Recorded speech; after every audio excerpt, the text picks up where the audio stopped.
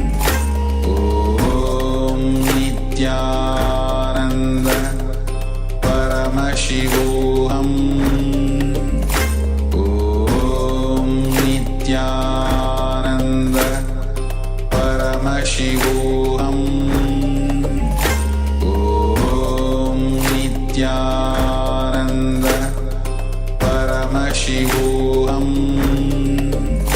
Om Nityananda Paramashivoham Om Nityananda Paramashivoham Om Nityananda Paramashivoham Om Nityananda Paramashivoham Om Nityananda Paramashivoham Om Nityananda Paramashivoham Om Nityananda Paramashivoham Om Nityananda Paramashivoham Om Nityananda.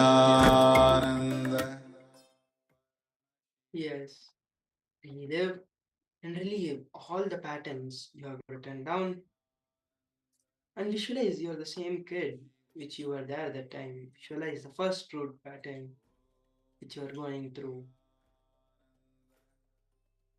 Relive it completely with every detail as much as possible. Feel yourself as that same very person, same very kid. Visualize every single detail, the color, the detail of the dress you are wearing, who are there around you, the surroundings. Visualize everything and then feel yourself as that young person and relive all of the incidents 5 times. We have some more time, and then we will be getting on to the next step of the process. Please continue. Paramashivoham Om Nityananda Paramashivoham Om Nityananda Paramashivoham Om Nityananda Paramashivoham Om Nityananda Paramashivoham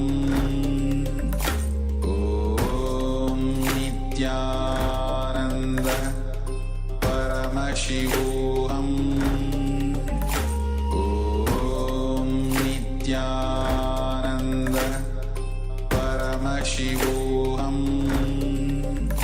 Om Nityananda Paramashivoham Om Nityananda Paramashivoham Om Nityananda Paramashivoham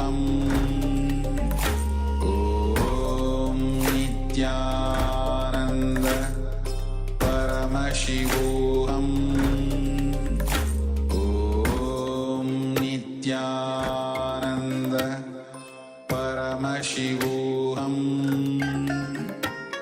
Om Nityananda Paramashivoham Om Nityananda Paramashivoham Om Nityananda Paramashivoham Om Nityananda Paramashivoham Om Nityananda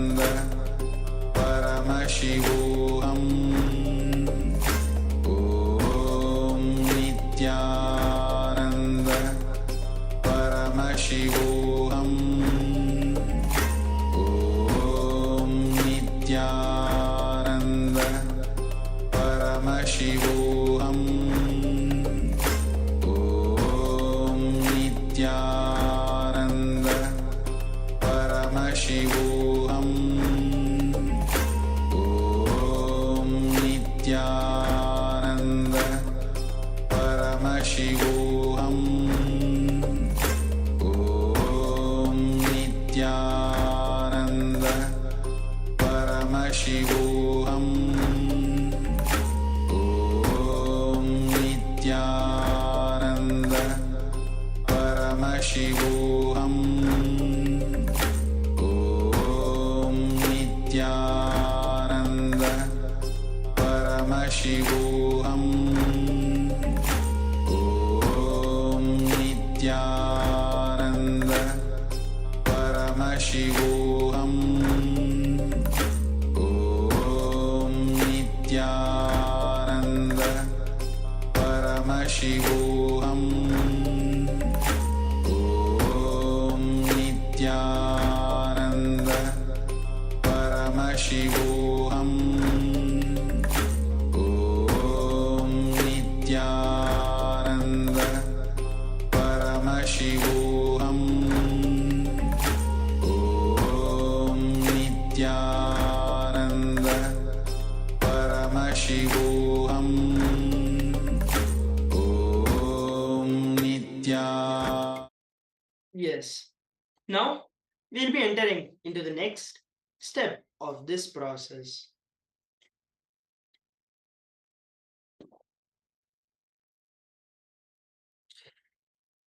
Now, third step, start reliving using the mirror 5 times. Look at yourself, speak to yourself looking at the mirror, and relive every emotion you had and speak to yourself in the mirror. So please get your mirror and then let's start doing it. Yes, some time to do it. Let's start.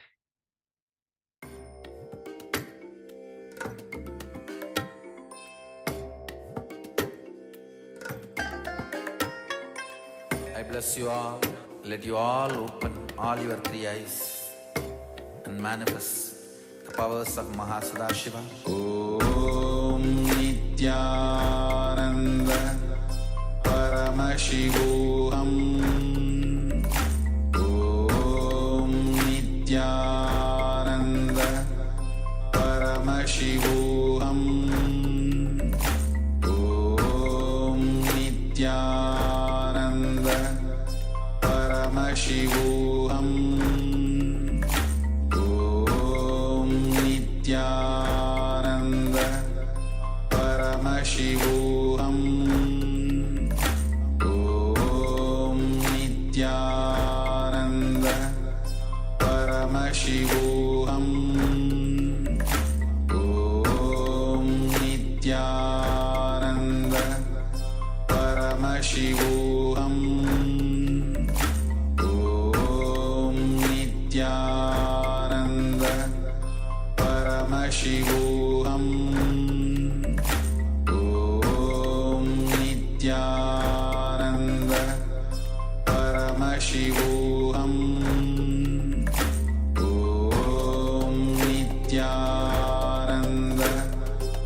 परमशिवोऽहम्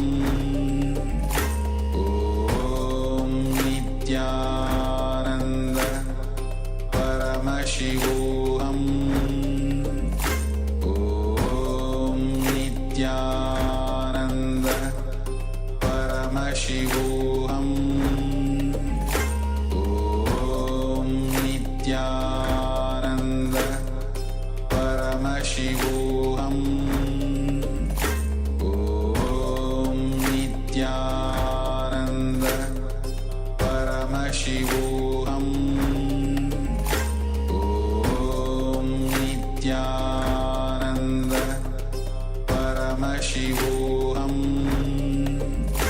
ॐ नित्यानन्द परमशिवोऽहम्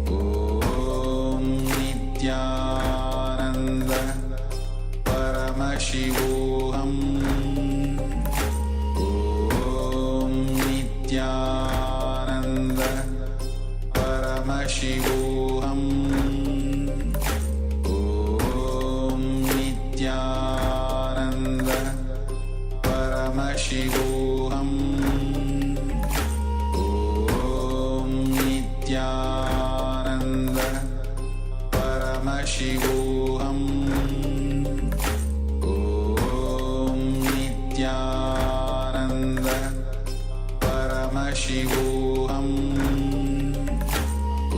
Om Nityananda Paramashivoham Om Nityananda Paramashivoham Om Nityananda Paramashivoham Om Nityananda Paramashivoham Om Nityananda Paramashivoham Om Nityananda Paramashivoham Om Nityananda Paramashivoham Om Nitya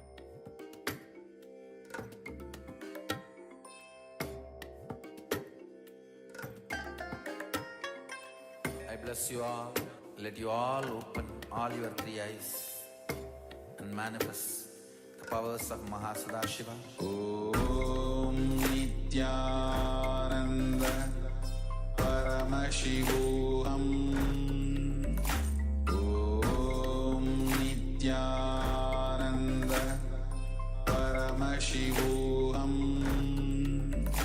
Om Nityananda Paramashivoham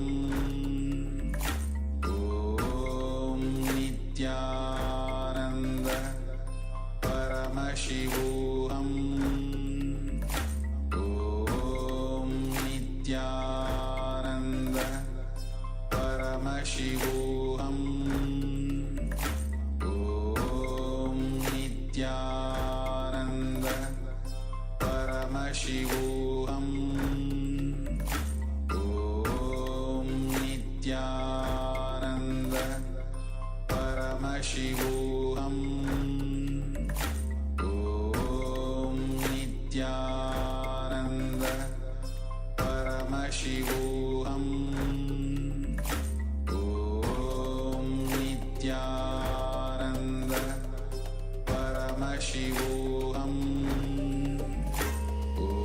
Om Nityananda Paramashivoham Om Nityananda Paramashivoham Om Nityananda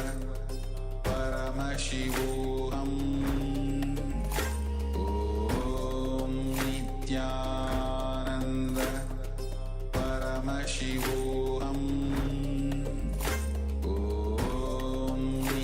Om Nityananda Paramashivoham Om Nityananda Paramashivoham Om Nityananda Paramashivoham Om Nityananda Paramashivoham Om Nityananda Paramashivoham. Yes. Now that we have done the completion, let's now get into the next. Now, with the same completion space, with this complete completion space, let us enter into the power manifestation. So today we'll be doing the power of body scanning. So we can call our relatives or anyone for the power of body scanning. And before we start the power manifestation, let us first look at the Shastra Pramana for this power, scriptural reference.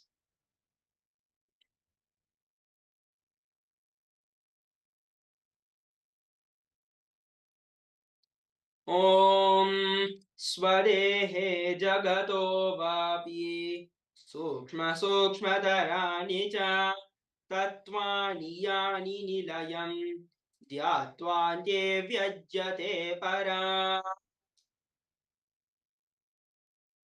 So this.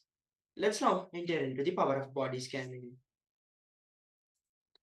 So now, first, let us take the Living Enlightenment book and get the powerful cognition.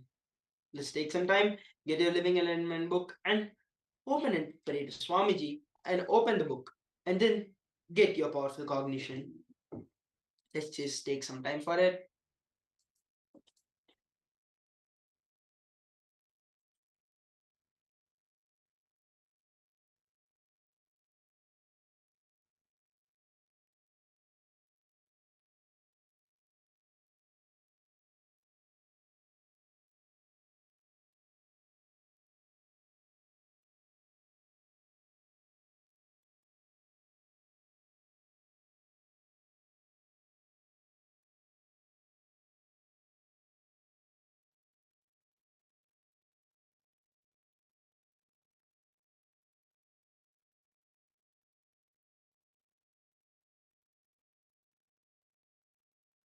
Yes.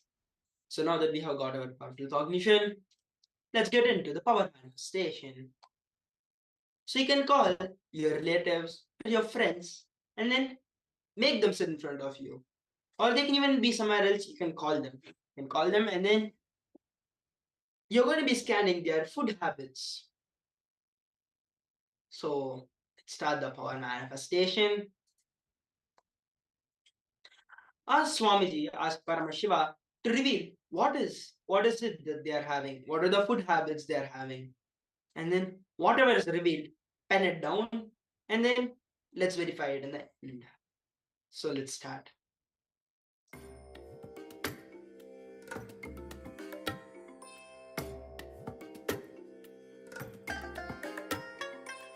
I bless you all. Let you all open all your three eyes and manifest the powers of Mahasadashiva. Om Nityananda Paramashivoham. Om Nityananda Paramashivoham. Om Nityananda Paramashivoham. Om Nityananda Paramashivoham. Om Nityananda Paramashivoham. Om Nityananda Paramashivoham. Om Nityananda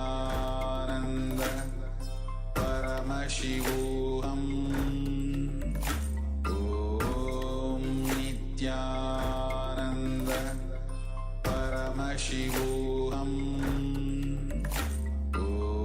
Om Nityananda Paramashivoham. Om Nityananda Paramashivoham. Om Nityananda Paramashivoham. Om Nityananda Paramashivoham. Om Nityananda Paramashivoham. Om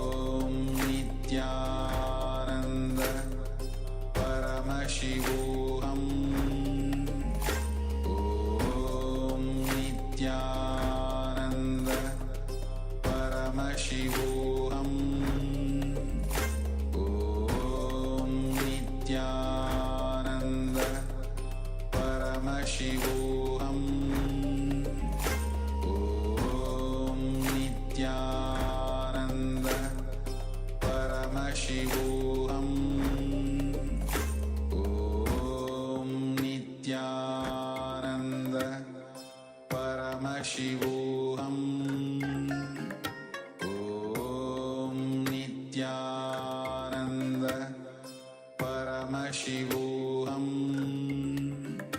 Om Nityananda Paramashivoham. Om Nityananda Paramashivoham. Om Nityananda Paramashivoham. Om Nityananda Paramashivoham. Om Nityananda Paramashivoham. Om Nityananda Paramashivoham.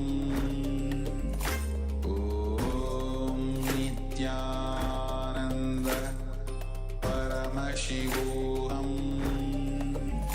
Om Nityananda Paramashivoham. Om Nityananda Paramashivoham. Yes. Now let's take some time and verify whatever we have written. So ask your friend or a family member who you're scanning and ask them and tell them about whatever you had seen, whatever had Swamiji had revealed to you. Reveal everything. Avoid using your self-doubts to cover up anything. Whatever was revealed, just reveal it as it is to them. So just take a few minutes and do this.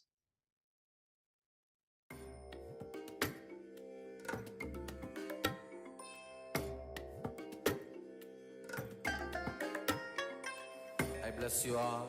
Let you all open all your three eyes and manifest the powers of Mahasadashiva. Om Nityananda Paramashivoham. Om Nityananda Paramashivoham. Om Nityananda Paramashivoham. Om Nityananda Paramashivoham. Om Nityananda Paramashivoham. Om Nityananda Paramashivoham.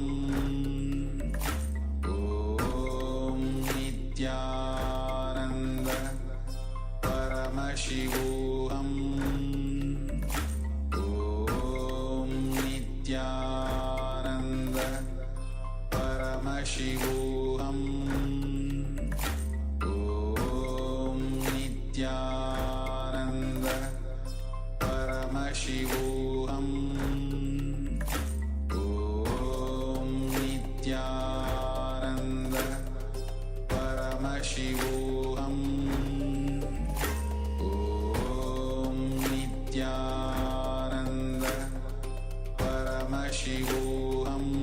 Paramashivoham. Om Nityananda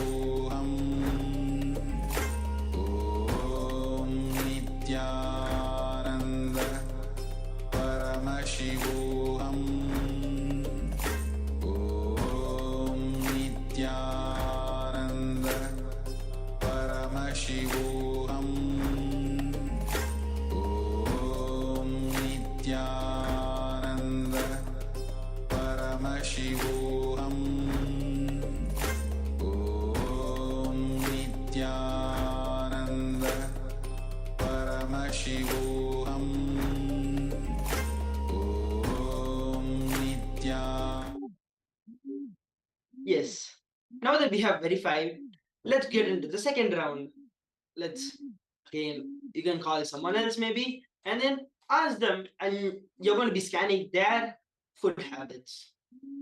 So again, the powerful cognition which you got from the Living Enlightenment book, have it inside you. Visualize your Paramashiva, your Swamiji,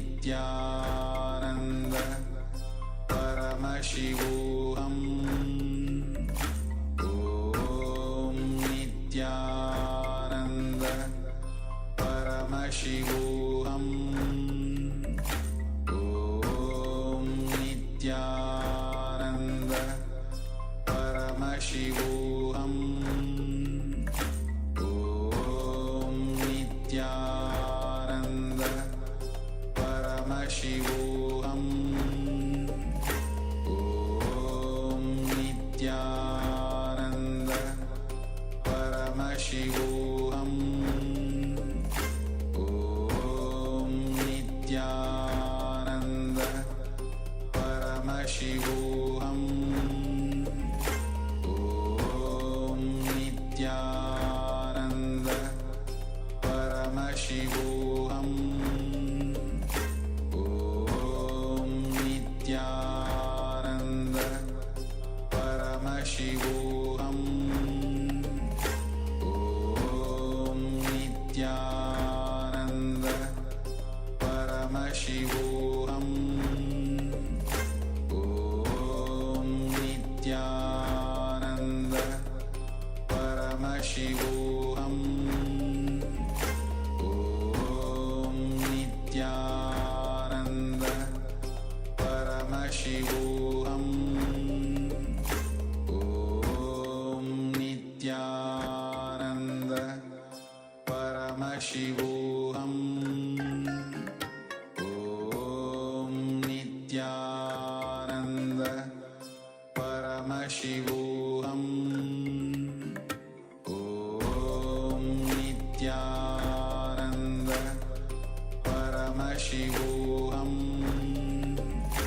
ॐ नित्यानन्द परमशिवोऽहम्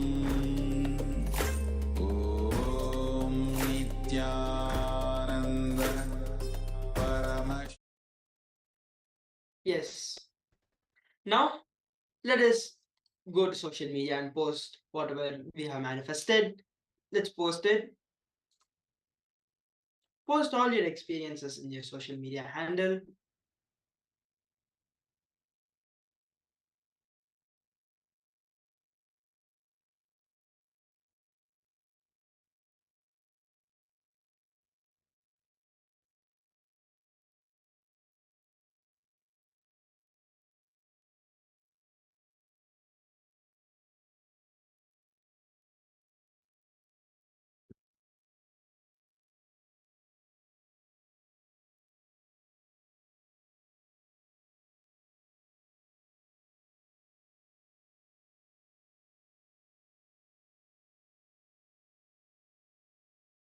So now we will be entering into the next segment of the Paramashivoham. Guru, quantum leap beyond physics, chemistry, and biology of karma.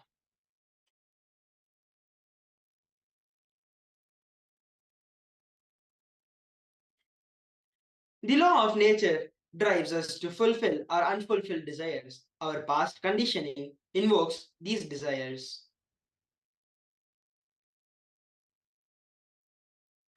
You can refuse to bow down to your mind and refuse to accept these samskaras to control you.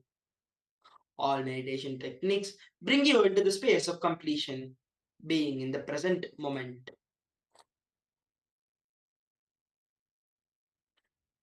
When you are in the present moment, you renounce attachment or to fantasies about the future. You detach yourself from the results of your actions. This alone leads you into liberation from bondage of samskaras. But when you acquire agamya karma, the total sanchita karma gets corrupt. It generates the cycle of life and birth. This is how the wheel of karma starts. Somewhere this karma chakra needs to be broken. You need to be given a new energy, inspiration, understanding, and a possibility.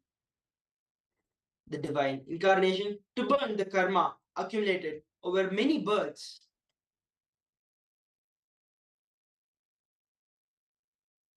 The word avatar from Sanskrit means the one who has descended. In this case, the word specifically refers to the one who has descended from the very fabric of the cosmos, the universal consciousness. Srimad Bhagavatam, the great Vedic scripture, precisely records and reveals the happening of various avatars of the past, present, and future, and describes the avatar in the complete form. Idam shariram mamadhur vidhabhyam.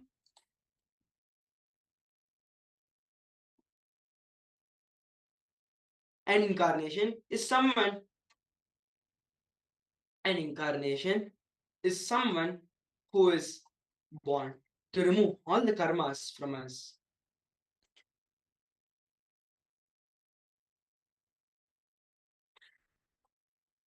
Brahma Sutras, the authority on Vedanta, reveal the avatar does everything, appearing like worldly man simply as a divine play, a cosmic sport. An incarnation is someone who comes down to tell his fellow men about the blissful space that he experienced.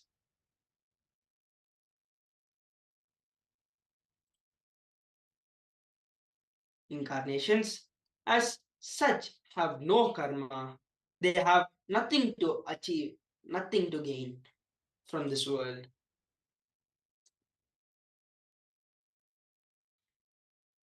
If avatar don't have anything to enjoy, why should they be in the body? The Guru Stotram, verse 9, answers Aneka Janma Samprapta Karma Bandha Vidahine Atmajnana Pradhanena Tasmai Shri Gurave Namaha. Salutations to the Guru who burns away the fuel of karma, the results of the work impressed on the mind, accumulated over many births. Worshipping Guru burns all karmas with which you have happened and changes the flow of your very life from suffering to creating your reality. He liberates you from the cycle of birth and death once for all. A beautiful story. There was a garden with many trees and varieties of flowers and fruits. Three friends were walking near the garden that had a big wall around it. One of them climbed the wall and peeped inside. He cried out, "Oh, such a beautiful garden!" He jumped into the garden and started enjoying the fruits, the flowers, and the beautiful garden for himself. The second man climbed the wall and saw the garden. He too felt it was beautiful, but he had a little bit of courtesy. He turned and said to the third man who was below, "Dear friend, there's a beautiful garden below. Come, I am going in." Saying this, he jumped over and started enjoying the fruits in the beautiful garden. The third man climbed the wall and saw the garden. He saw his two friends and understood the level of joy and bliss that they were enjoying. Then he said to himself, "Let me go down and tell all the people about this beautiful paradise. I will bring all of them to this beautiful paradise and enjoy this garden with all of them." Incarnations come down only for the love of humanity. Incarnation takes a human body just to liberate more and more beings from the cycle of life and death, from the grip of karma. If you dance and sing the great name of Arunachala and worship him, all incompletions and karma in your inner space will disappear and run away from you. Everything will be burned down by the Guru. The reason for your problems is confusion. Confusion means half an hour before you took one decision and half an hour after you changed the decision. So this of a decision like you switched on the fan and switched off the fan.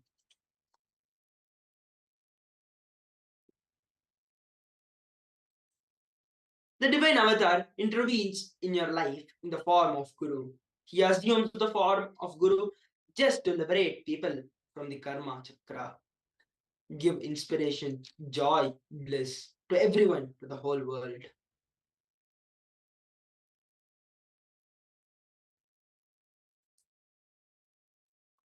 Who is Guru?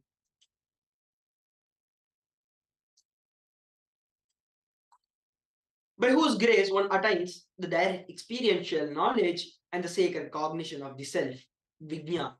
He is known by the name Guru. Like how when the sun rises, the darkness disappears on its own in the presence of the Guru, the karma gets burned and disappears the same way, like how the darkness disappears when the sun rises. Any karma can be burned through the remembrance and the clicks and living life according to the understandings through the clicks which you got from the Guru. Whenever Prarabdha loses its influence over you, you stop collapsing Agamya. You start collecting Agamya. With just the help of Guru's initiation, you can reduce Prarabdha's influence over you and move towards your inherent state of joy. You can reclaim your pure, unwavering inner space. You can also stop collecting the Agamya karma once for all. Initiation means the ideas or being knowledge or the clicks that bring you out of these depressive thoughts, that bring you out of the influence of your prarabdha karma.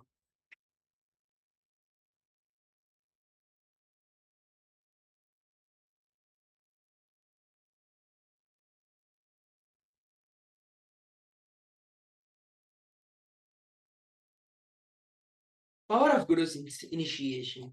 Tantra Loka Viveka, sacred text from the Kashmiri Shaivism, defines initiation Diksha as that action which bestows enlightenment, destroys the three Anava Mala, Karma Mala, and Mayika Mala, feeling belittled karmic baggage and the forgetfulness of one's own state is called Diksha, which bestows liberation.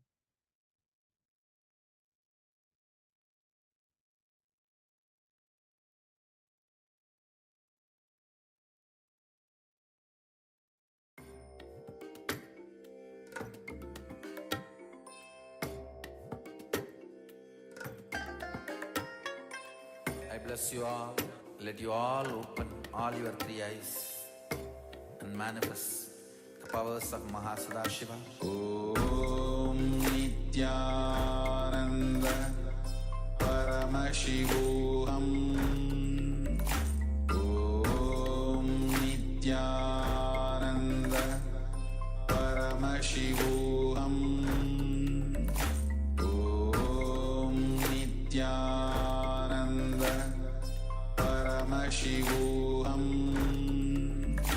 Om Nityananda Paramashivoham. Om Nityananda Paramashivoham. Om Nityananda Paramashivoham. Om Nityananda Paramashivoham. Om Nityananda Paramashivoham. Om Nityananda Paramashivoham. Om Nityananda Paramashivoham. Om Nityananda Paramashivoham. Om Nityananda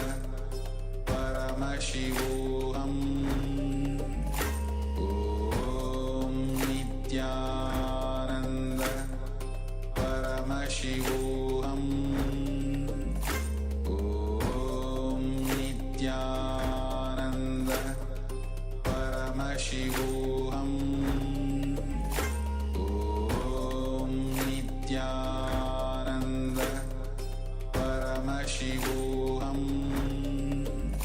Om Nityananda Paramashivoham.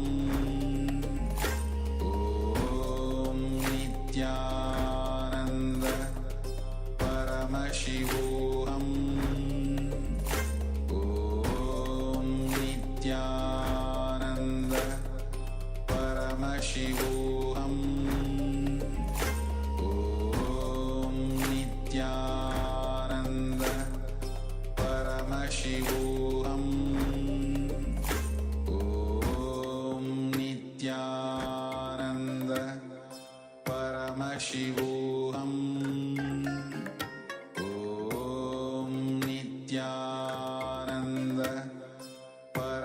Paramashivoham Om Nityananda Paramashivoham Om Nityananda Paramashivoham Om Nityananda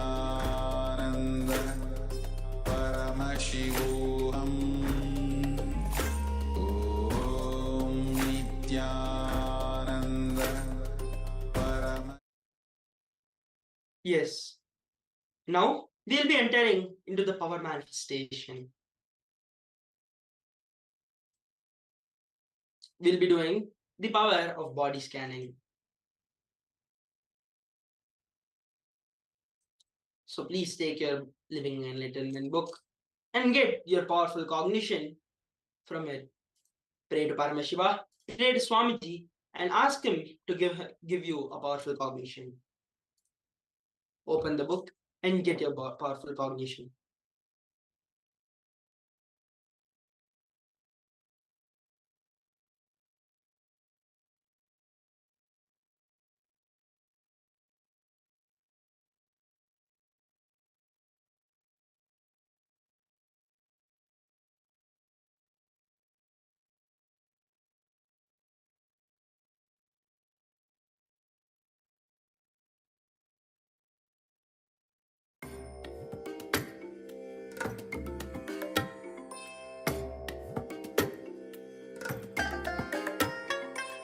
I bless you all. Let you all open all your three eyes and manifest the powers of Mahasadashiva. Om Nityananda Paramashivoham Om Nityananda Paramashivoham Om Nityananda Paramashivoham Om Nityananda Paramashivoham Om Nityananda Paramashivoham Om Nityananda Paramashivoham Om Nityananda Paramashivoham Om Nityananda. Yes. Now that we have got the powerful cognition, let's get into the power manifestation. So the power we are going to be doing now is the power of body scanning. We are going to be reading the next person. You can call your friend or you can call your family members and ask them to sit in front of you so you can connect with Paramashiva, with Swamiji, and see and read the food habits they have. So connect with Paramashiva, with Swamiji, and tell and write down, pen down everything you see, everything which is being revealed to you. Let's start the power manifestation.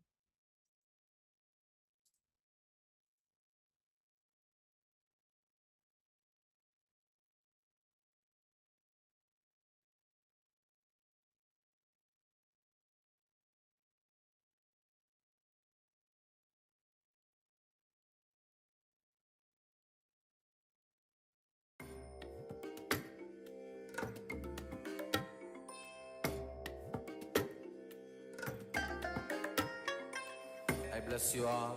Let you all open all your three eyes and manifest the powers of Mahasadashiva. Om Nityananda Paramashivoham Om Nityananda Paramashivoham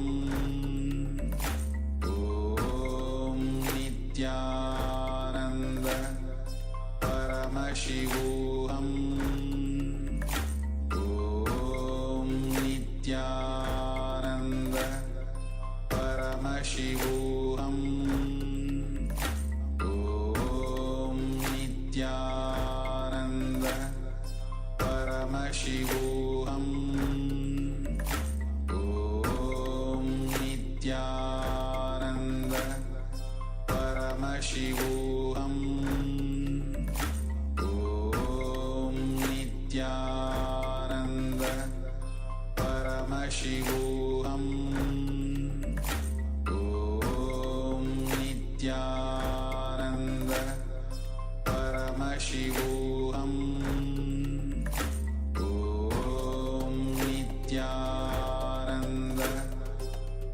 Paramashivoham Om Nityananda Paramashivoham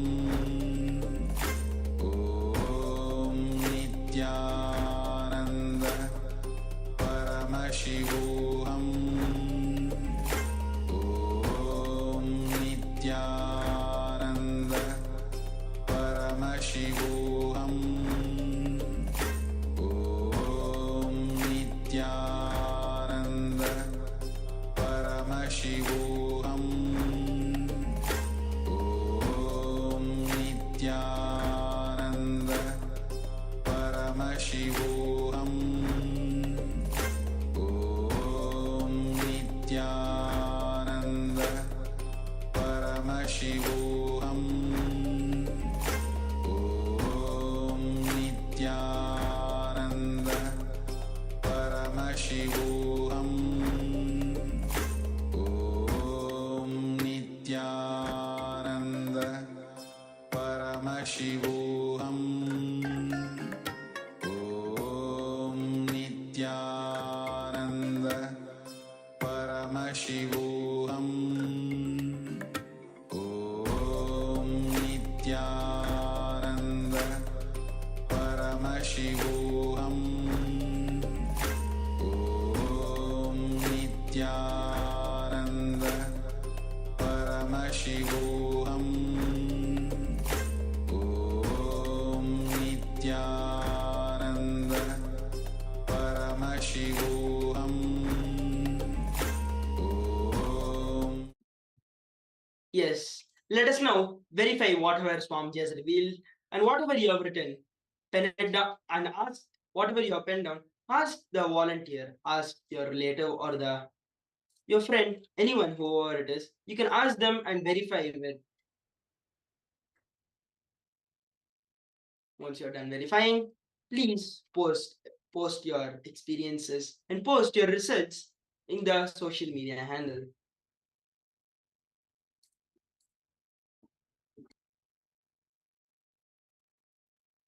Let's take a few minutes.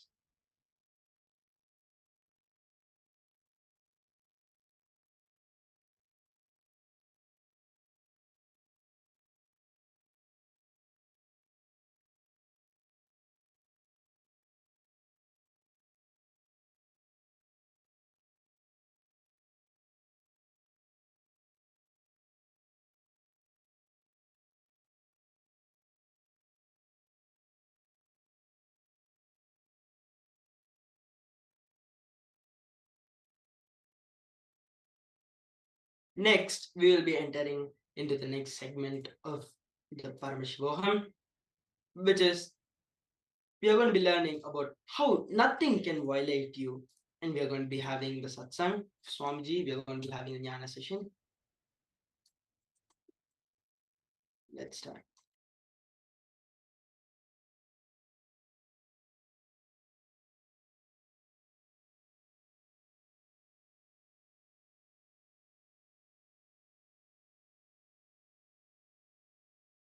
Your life is not made of the situations outside, but it is made of the stuff you are made inside. Same hot water, boiling water. Put the potato, it will become soft. Put the egg, it will become hard. So, the situation is not going to decide how you are going to become, but the stuff out of which you are made, that is going to decide how you are going to become with every situation. Understand? Same boiling water makes the potato soft, makes the egg hard. The external situation is not going to decide what you are. It is the concept you carry about you, the ideas you carry about you, the stuff out of which you are made. And understand, the good news is, whatever you believe as you, that stuff only makes you. The great news is, It's not that always after a good news you should get a bad news. No, it's wrong. I am breaking that pattern. First good news, then great news. The great news is you can transform, alter the way you perceive and raise yourself to a matured level. Understand? The good news is whatever you believe as you constitutes you. If you believe the body is you, you will be only that. That is the one main reason I feel so sad about the people who believe that they are only body. Because the people who believe they are only body, they have only one birth, they stop the possibility of growth and they are just stuck in the causal layer. When they die, they are stuck in a plane, in a zone called causal layer. They are just kept there in the waiting lounge for ages because what they believed when they were in the body. Understand, the belief you carry about you plays a major role. The good news is whatever you believe, you become that, you are that. Great news is you can alter it if you have a wrong belief. You can mature it. If you have some immature belief, you can transform it. The possibility is available to you. And greatest news is it's very simple. Not feeling violated. I tell you, hell is the number of times you feel violated every day. Heaven is not feeling violated. And it has nothing to do with boiling water. It has everything to do with the stuff you are made out of. Potato or egg. It has nothing to do with the boiling water. No one has ever seen worse boiling water than I have seen. Understand? Not out of arrogance I am talking from the truth. I have seen the worst boiling water. But that does not decide what you are going to become. The stuff out of which you are made, that is going to decide what you are going to become.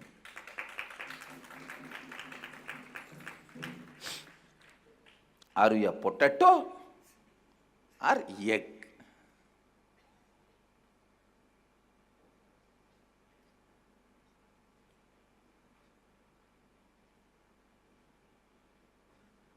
Are you a couch potato or enlightenment egg? That is going to decide. Understand? The external situations does not decide you constantly feeling violated or you constantly feeling strengthened. Whenever I face the boiling water, I only felt possibility for reinventing me is available. Yes, now I can reinvent myself in a much better way. I tell you, if there is a snowstorm, God will give you the ability to grow hair just like polar bear. Be very clear. Never ever your existence is denied. You are tortured unless you decide to torture yourself. Neither poverty, nor disease, or death itself can violate you. One of the biggest problems we carry, before even life attacks us, we conclude and decide life is going to attack us and commit suicide. stop this pattern of constantly feeling violated. I am telling you, the most stupid pattern a human being suffers is feeling violated, and when you tell them, they get angry towards you. That is the worst thing. When I tell them, Arey, listen, even death cannot violate you. Neither your poverty, nor your disease, or any depression, nothing can violate you. Whoever understands that, with whoever's inner space this statement echoes, you feel connected to it. You just feel, yes, it seems true, you are Mahadeva. Listen, I am defining. Violation means something external can put me in suffering. That feeling is violation.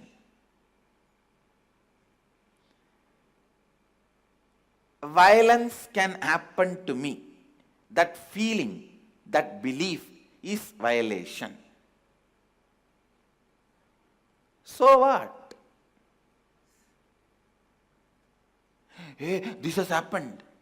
So what? Hey, this has happened. You don't know. You lost the job. So what? Morning accident happened. You don't know. Somebody in your family died. So what? I am not asking you to be insensitive. Understand? I am not asking you to be insensitive. I tell you, falling into powerlessness is not the definition of the love you show. Okay? Somebody had an accident. Somebody had a problem in your family whom you feel very close to you. You fall into powerlessness, roll on the ground and express your love extremely. Is it going to help that person or you? Do what needs to be done. Give them the best medical care, moral support, psychological support, love from powerfulness. I cannot feel violated. Why I cannot be violated? Because I am there in everything exists, and everything exists is there in me. I'll explain. I'll expand continuously. Listen. Everything is your mirror. It's your mirror. Everything. You mirror what is mirrored by you. Whether you feel strong, weak, depressed, energetic, nothing can violate you. The wrong feeling, idea that something can violate you is the worst belief. Understand, if you understand the stuff out of which you are made, you will never feel you will be violated. If you know you are not potato, you are egg, you will never be afraid of boiling water. You know it's only going to strengthen you with this one truth: I cannot be violated. Anything which can be violated is not me. Understand, anything which can be violated is not me. Because I am Mahadeva, Shivoham. How can Shiva be violated? No. Anything which can be violated is not Shiva. I am Shiva. Start cognizing this logic. Start functioning from this logic.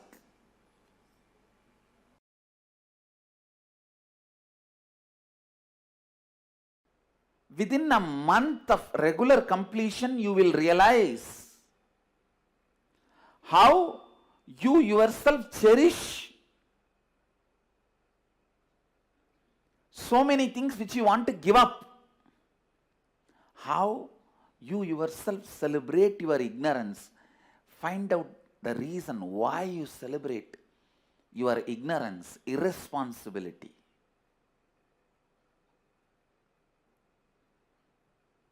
Your anger towards your boss. You just want to do opposite to what your boss wants.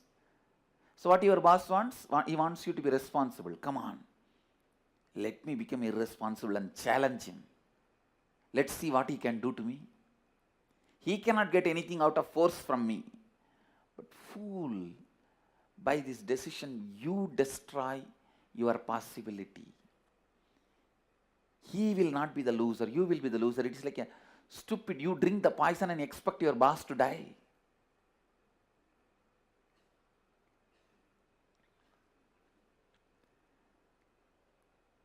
Your anger towards your father decides you never to take any responsibility or involvement in into the life. Your anger towards your mother. Look in. It is those subtle incompletions. And I tell you, the most stupid belief a human being can have is belief that he can be violated. Understand?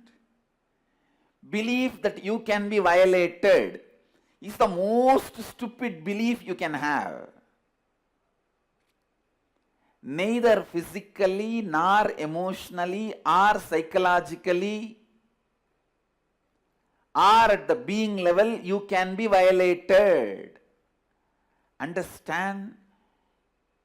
You can never be violated.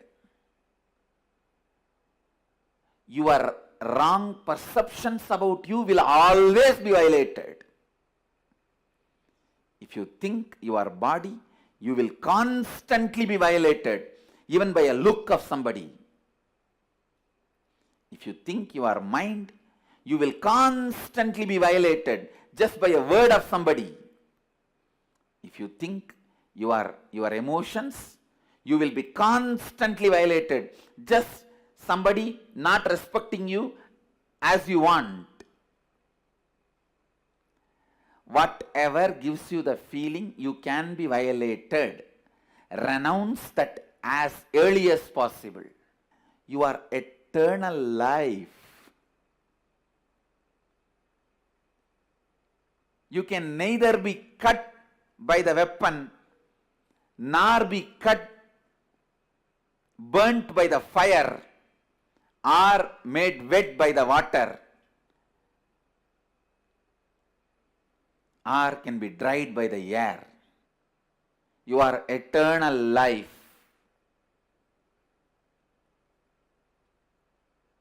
Drop all the ideas. Complete with all the ideas, incompletions, which tells you you can be violated. You can't be violated. Understand? The belief you can be violated is the worst violation can happen to you. You can neither be violated in body, mind, being, emotion, in any level. Anything which makes you believe you can be violated is the violation.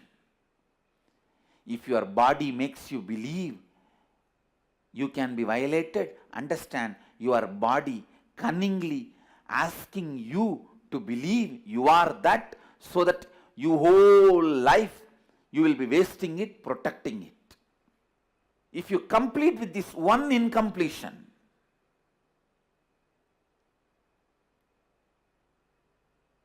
you are Mahadeva. You achieved the space of Nithyanandoham, Shivoham. Just this one idea that you can be violated should be completed.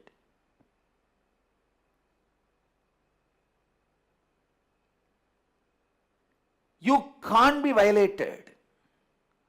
There is nothing in you which can be violated.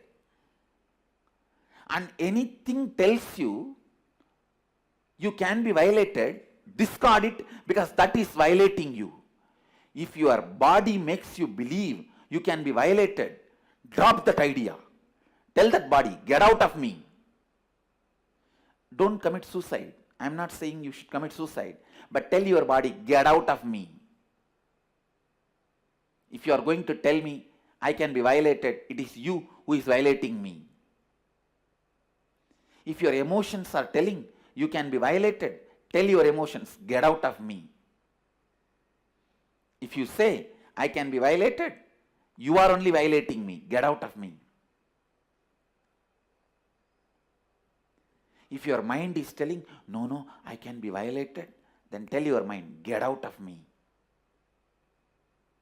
If you tell me that I can be violated, you are already violating me. Whoever makes you believe you can be violated, tell them to get out of your life.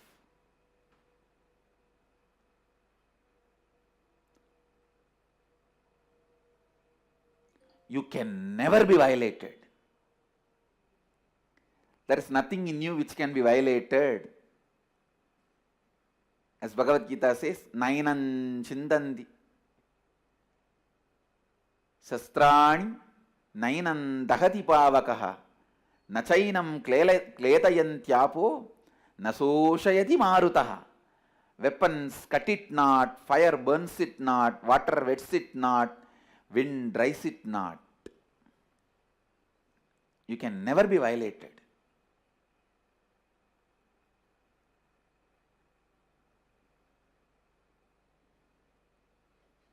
You are a pure consciousness. Understand? You can neither be cut nor be killed, or be burnt, or dried. And I tell you, if you create your whole nervous system with this one clarity, I can never be violated, what a power you will radiate to God. What an energy you guys will radiate. You can't be violated. Anything which makes you believe you can be violated is stupidity. Anything which makes you believe you can be violated is only violating you. Not only this will be useful for our kids to create a new life, even if you are old, this will create a new body and mind. This will heal your whole system.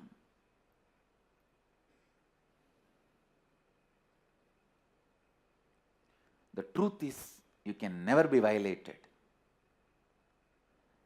Physically or mentally, emotionally, psychologically, consciously. There is no man, no woman, no human, no animal. It's pure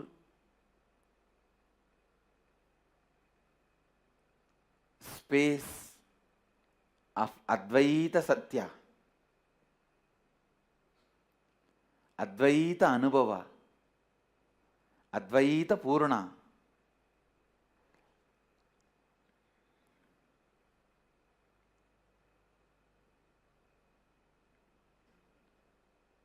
Advaita Tejomaya. Rupa Rupa Virupa. Advaita Tejomaya. Beyond the form and formlessness. So the first idea I wanted to convey, first Satya I wanted to convey to all of you is, you are the best friend for you. You are the worst enemy for you. If you do completion, you are the best friend for you. If you don't, you are the worst enemy for you. You are the God for you if you do completion. You are the demon for you if you don't do completion. This is the first Satya. And second, the greatest Satya. Today's message for all of you from Kalabhairava directly. You can never be violated. You can never be violated.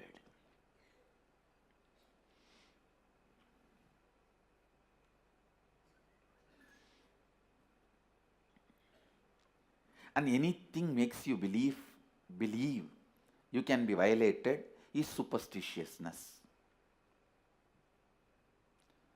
Anything makes you believe you can be violated is atheism. Atheistic idea.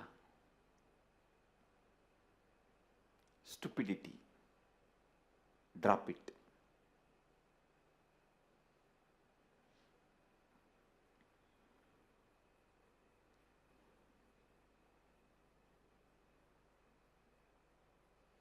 I bless you all and request Kalabhairava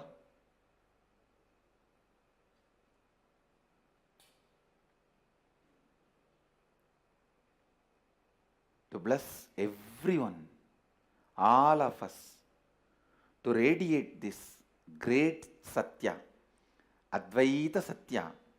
We can never be violated. And all the ideas, incompletions, which tells me I can be violated, should be completed, and let the realization I can never be violated forever become the source cognition of all of us. Let Kalabhairava bless all of us to be in this one great experience.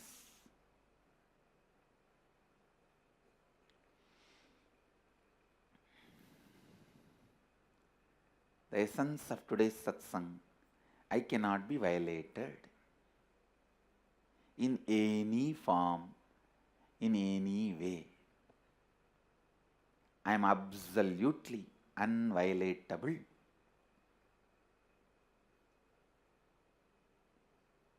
I am absolutely non-violatable. Then you will become non-violent. The real non-violence will happen only when you know you are non-violatable. Because that gives you the tremendous fulfillment, completion. Then why will you violate somebody? It's a completion. Makes you give the space of completion to others.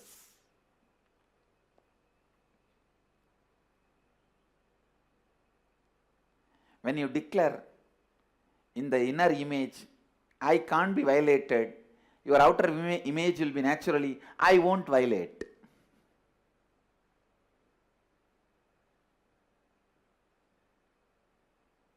Others' image will be, he will not be violating.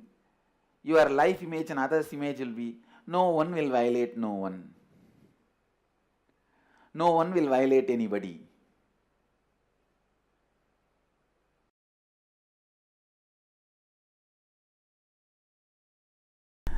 The Aushadha component has 4 dimensions. Certain herbs are asked to be taken in. Certain herbs need to be kept between the teeth or in your ears or in your eyes during the process. That is second. Third, certain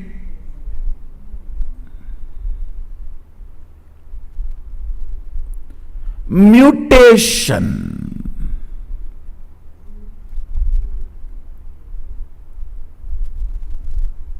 actions need to be done to your body.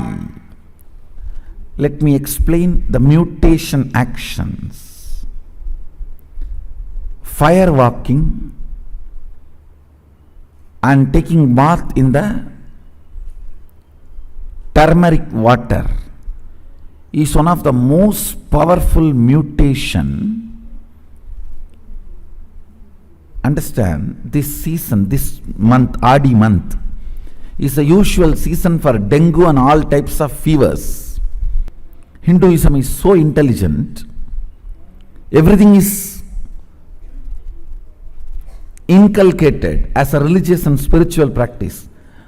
Do fire walking and take bath in the turmeric water. Keep few neem leaves outside the house. I challenge you will not have dengue.